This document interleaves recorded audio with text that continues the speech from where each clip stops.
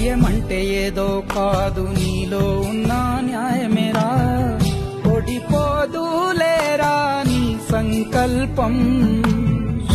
ఏ సాయం లేకున్నా నీ తోడు, ఒంటరిగా అందరికై పోరాడు.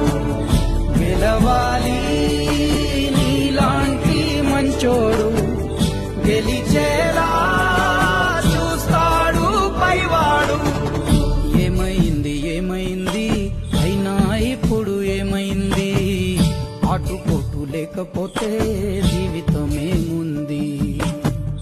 పోను పోను దారి ఉంది, ముందుకు పోగా ఊపిరుంది. చీకటైన దారుల్లోనే